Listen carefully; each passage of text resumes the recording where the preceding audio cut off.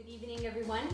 Most of you already know me, and for those of you who don't, I'm Arianna, and I'm pleased to collaborate today with my adoptive town, Annone di Brianza. Tonight, I'm going to read an article written by Amy Gallo, hoping that this will keep your English well trained. So here are some tips on how to avoid shaking hands. Last week, I flew to a conference in Kentucky.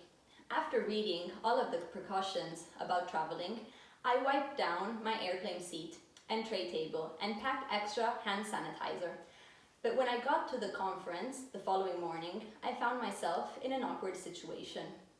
Many of the people I met, after introducing themselves, put out their hand for a handshake. The first few times it happened, afraid of offending them, I shook their hands. But after a while, I got more comfortable declining the offer, sometimes verbally and sometimes in a more discreet way. And given how rapidly COVID-19 situation is evolving, I'm glad I did.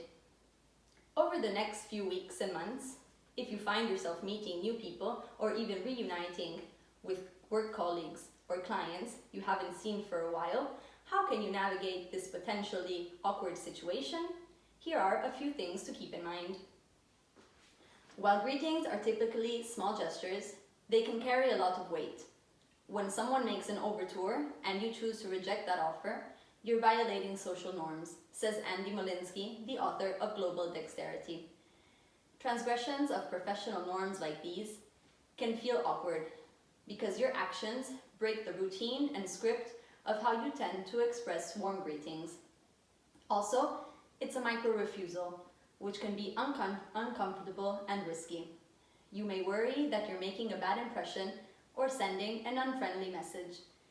This can be even more challenging in cultures where there is a high power distance and people are expected to defer to the higher status person as to who they prefer to greet. This may result in an awkward dance where you try to figure out what you both feel comfortable with: a fist bump, touching elbows, feet, just a wave or a bow, and who should follow whose lead. Before you go into a meeting or you greet someone new, think through what you want to do.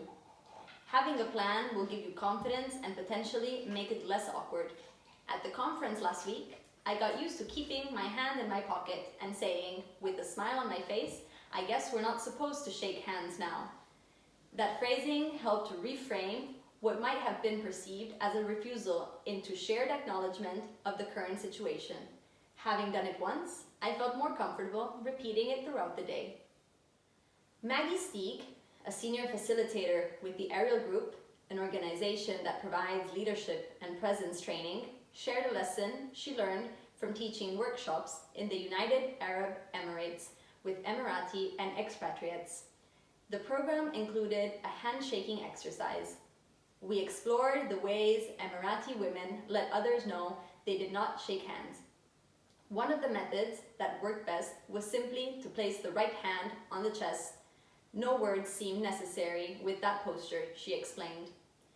Molinsky said he's been observing people saying hello at slightly farther distance and giving a quick wave before returning their hands to their pocket. He tried it a few times himself and says it's a way to non-verbally signal that we're going to forego the normal ritual.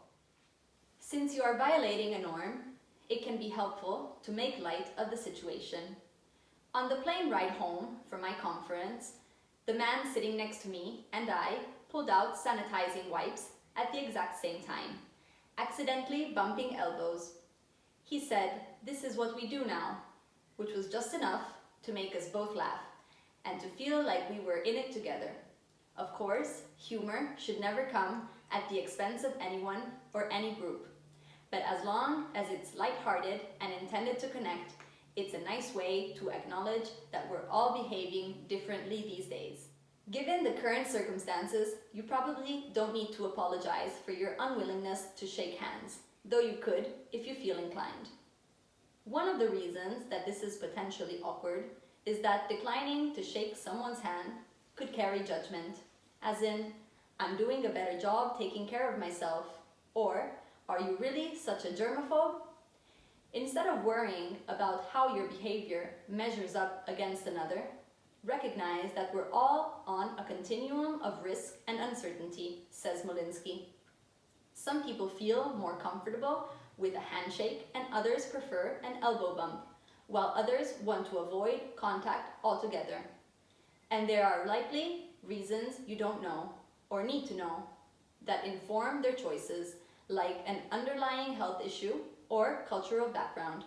Molinsky says to remind yourself in these moments that there is no judgment. We're just on a different end of a spectrum.